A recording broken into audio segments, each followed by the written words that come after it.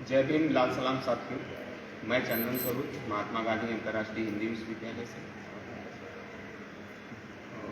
पिछले करीब 25-26 तारीख से हमारे साथी रजनीश अम्बेडकर महात्मा गांधी अंतर्राष्ट्रीय हिंदी विश्वविद्यालय में धरने पर हैं।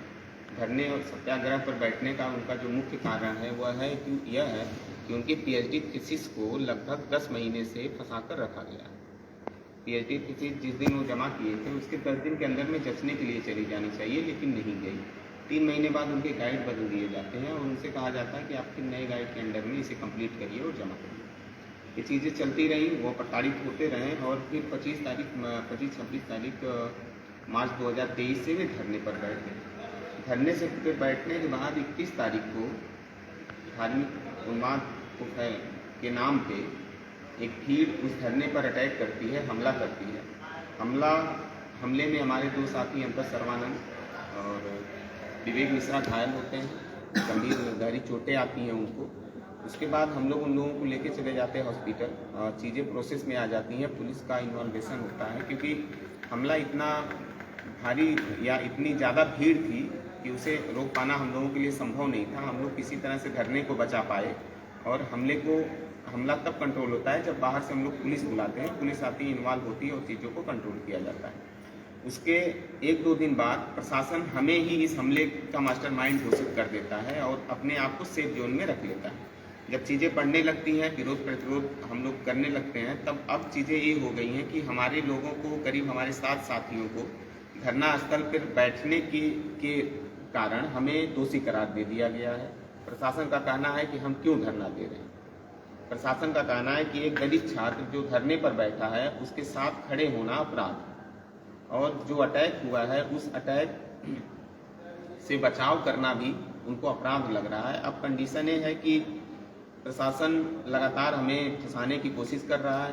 प्रशासन जब खुद फंस चुका है इस पूरे सिनेरियो में, जैसे भीड़ कहाँ इकट्ठा होती है, कहाँ से कहाँ आती है और धरने पर अटैक कैसे होता है, धरना स्थल को खत्म करने की कोशिश कैसे की जाती है, महापुरुषों को पैरों से मारा जाता है, पोस्टर फाड़े जाते हैं, हमारे साथियों को मारा जाता है।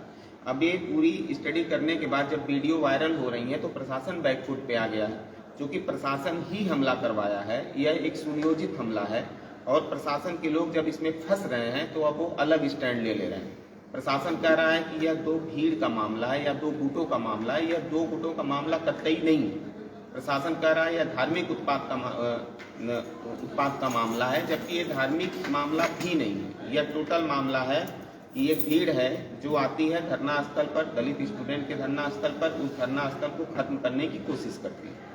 और इसमें जो धार्मिक रूप दिया जा रहा है मैं उसका खंडन करता हूँ। अगर धार्मिक भावनाएं किसी की आहत हुई थी, वो कंप्लेन करता, पुलिस में कंप्लेन करता, प्रशासन में कंप्लेन करता, वहाँ से चीज़ें होती। वह एक चैनल है काम करने का, बातचीत करने का, प्रोसेस करने का। वह प्रोसेस में न जाके सीधे धरने स्थल पर आना और आरोप लगाते हुए धरने स्थल को डिस्ट्रॉय करने की कोशिश करना अपने आप में ही एक साजिश है। इस पूरी प्रक्रिया के बाद जो हमारे साथियों के ऊपर आरोप लगाए गए हैं, जो मेरे ऊपर साजिश रचने का आरोप लगाया गया है, मैं उसका खंडन करता हूं और मैं चाहता हूं कि वह एक उच्च स्तरीय जांच हो जिसमें राष्ट्रपति महोदया खुद इन्वॉल्व हो, उनके संज्ञान में जांच हो कि इस पूरे विश्वविद्यालय में जो गलत चीजें चल रही हैं, पढ़ाई लिखाई पे ध्यान नहीं दिया जा रहा है, बच्चे यूनिवर्सिटी छोड़ के भाग रहे हैं। कंडीशन है कि लोग एडमिशन रद्द करके यहाँ से भाग रहे हैं। 100 सीटों पे 2 एडमिशन, एक एडमिशन हो रहे हैं। यह सारा फेलियर किसका है?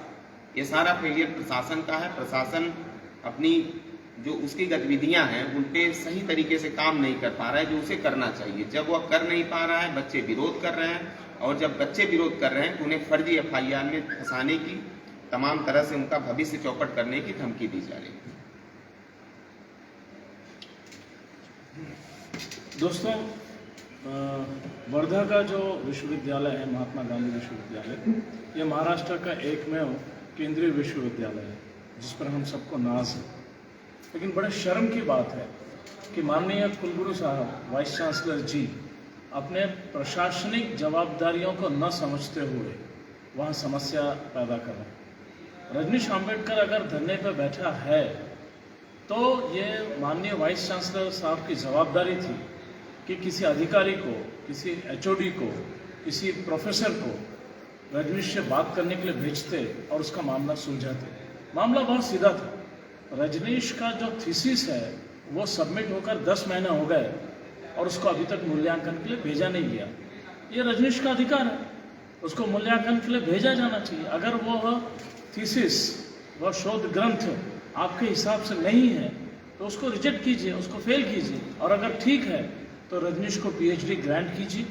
आप कुछ ना करके रजनीश के ऊपर एक मानसिक दबाव पैदा कर रहे हैं, उसको बीमार करना चाहते हैं, उसको कहीं ना कहीं रोहित वेमुला तरीके से मारना चाहते हैं। इसकी हम भर्त्सना करते हैं, हम इसको कंडेम करते हैं। दूसरी बात, विश्वविद्यालय में शोभा यात्रा जैसी बातें नहीं होनी चाहिए। हिंदू धर्म नहीं, किसी भी धर्म की इस टाइप की बातचीत नहीं होनी चाहिए। विश्वविद्यालय ये शिक्षण का जगह है, ये सीखने की जगह है। वहाँ पढ़ाई की बातचीत होनी चाहिए, वहाँ ज्ञान की बातचीत होनी चाहिए, वहाँ शोध की बातचीत होनी चाहिए। किसी को शोभा यात्रा करना अपने हॉस्टल में कर ले, अपने घर में कर लें, ये इस टाइप की वहाँ एक गतिविधि नहीं होनी चाहिए। सबसे बड़ी बात, अगर किसी भी छात्र ने या किसी भी छात्र के समूह ने विश्वविद्यालय का अनुशासन तोड़ा है तो उस पर कार्रवाई होनी चाहिए, ना कि उसको दो छात्रों के समूह के बीच का झगड़ा बताना चाहिए। वामपंथी बनाम हिंदू ये बोल के आप दोनों का अपमान कर रहे हैं, आप सभी विद्यार्थियों का अपमान कर रहे हैं। ये भाषा माननीय वाइस चांसलर साहब को शोभा नहीं देती है।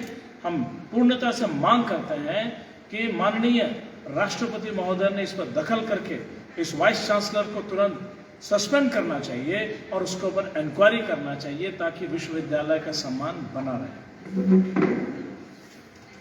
साथियों, आप सब जानते हैं कि जैसे डॉक्टर राजू ने अभी यहाँ पर बोला कि महात्मा गांधी इंटरनेशनल हिंदी यूनिवर्सिटी इस राज्य का इकलौता केंद्रीय विश्वविद्यालय है जिसकी गरिमा आज संकट में है। हम सब जानते हैं कि किस तरीके से ये पूरा ये प्री प्लान किया गया था।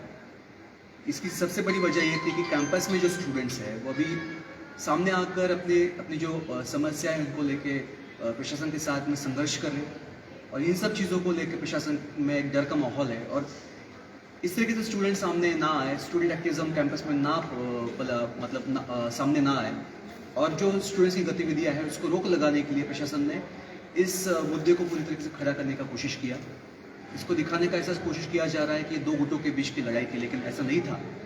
एबीवीपी के राइट विंग के जो गुंडे थे, उन्होंने जो स्टूडेंट्स थे जिनमें ये इंफॉर्मेशन जो थी कि यहाँ पे कुछ एंटी हिंदू गतिविधियाँ होती है, ऐसी फैलाई गई, सोशल मीडिया पे इसको वायरल किया गया और जानबूझ के स्टूडेंट्स को सामने लाया गया, उनको भड़काया गया और ये सब हुआ। 11:30 के आसपास की रात को ये बात हुई। कोशिश थी कि शायद रामनवमी के दिन ही ये बकेटा खड़ा किया जाए, इसलिए वो कैंपस में जो था माहौल गरमाया हुआ था, लेकिन स्टूडेंट्स ने बहुत अच्छी तरीके से चीज़ों को डील किया। लेकिन रात को 11:30 बजे 50-60 गुंडों ने प्रशासन के सहमति से बच्चों पे हमला किया। 5 लोग उसमें घायल हुए, एक साथी हमारे आईसीयू में एडमिट थे। इन सब के बावजूद प्रशासन जो है अपनी जिम्मेदारी झटकते हुए सारा जो ब्लेम है स्टूडेंट्स पे देने का काम किया है। उनका कहना ये है, हम लोगों ने कमेटी बिठाई है, कमेटी ने आपको दोषी पाया है और आप बोलिएगा कि अभी आप आपका साइड रखिए कि आप पर कार्रवाई क्यों ना की जाए। एक तो ऐसा कोई कमेटी बिठाया कि नहीं, इस पर बहुत बड़ा क्वेश्चन है।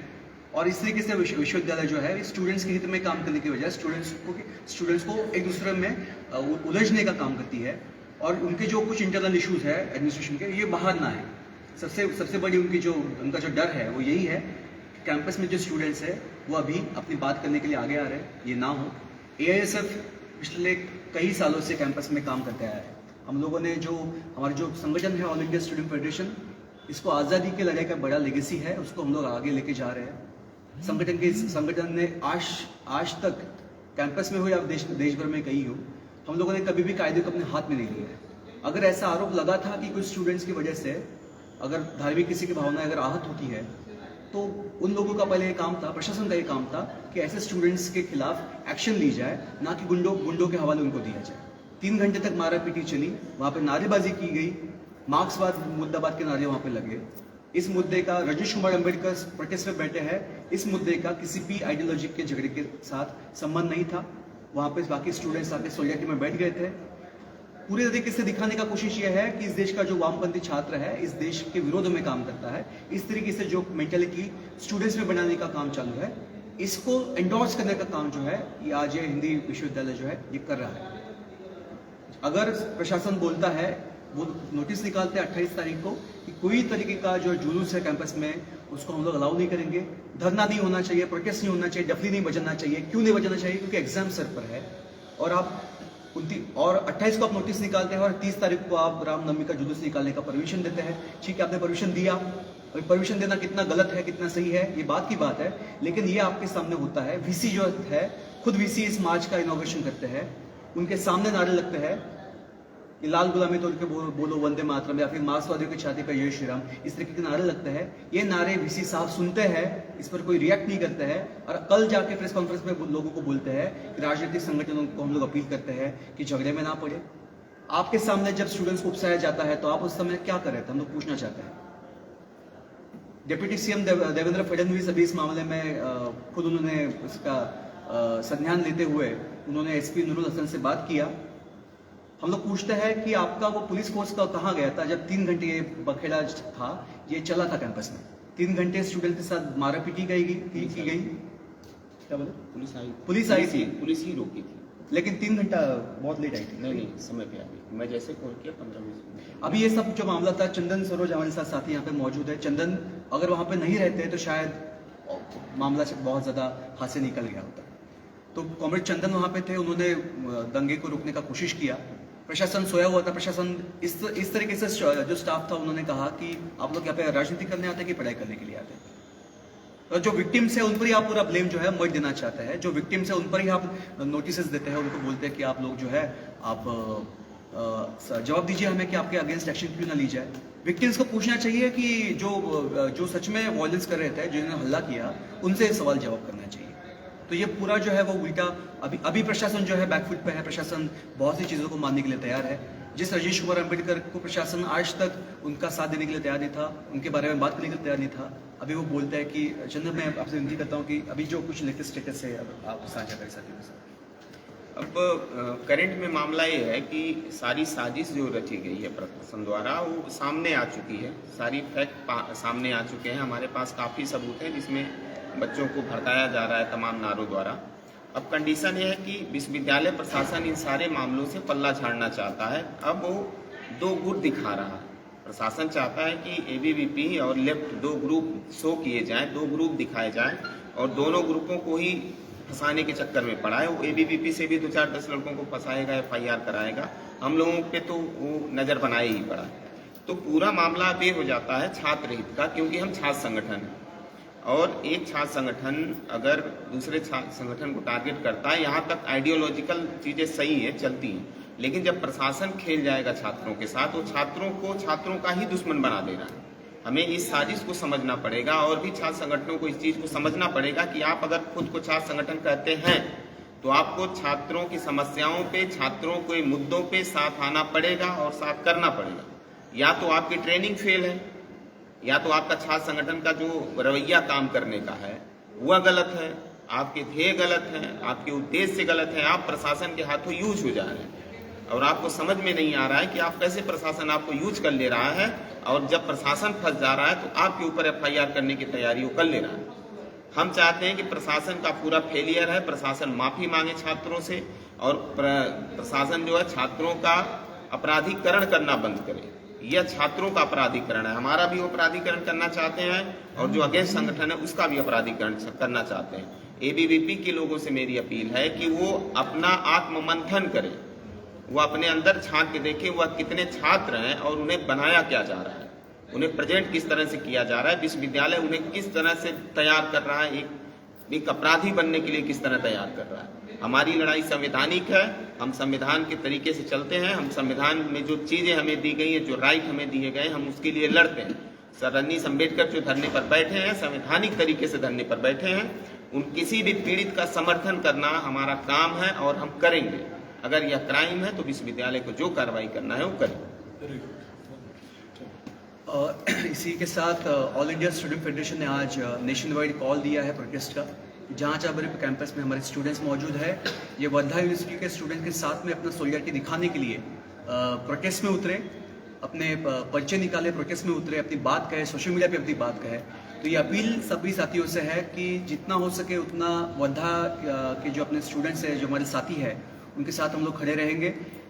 AISF की तरफ से नेशन वाइड आज कॉल दिया गया था और इसी के चलते आज नागपुर में परवाना भवन में ऑल इंडिया स्टूडेंट फेडरेशन की स्टेट काउंसिल की तरफ से हम लोगों ने यहाँ पे प्रेस मीटिंग लिया था।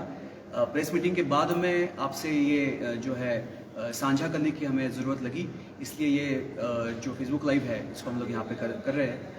मैं धन्यवाद देता हूँ नागपुर AITUC का और ख़ास तौर पे यहाँ के जो साथी हैं जिन्होंने प्रेस कॉन्फ्रेंस करने में सहायता की, डॉक्टर युगल रायलू का जिन्होंने इस प्रेस में अपना समय निकाल के यहाँ पे आए, उसके साथ साथ चंदन भाई और जतिन का जो वर्धा से होके आप सभी से रूबरू होने के लिए यहाँ पे नागपुर में मौजूद है। सभी साथियों से अपील है इस स्ट्रगल में हम लोग वर्धा के कैंपस के स्टूडेंट के साथ खड़े रहेंगे और जब तक उनको न्याय नहीं मिलता तब तक हम लोग लड़ते रहेंगे। सभी साथियों का बहुत बहुत शुक्रिया।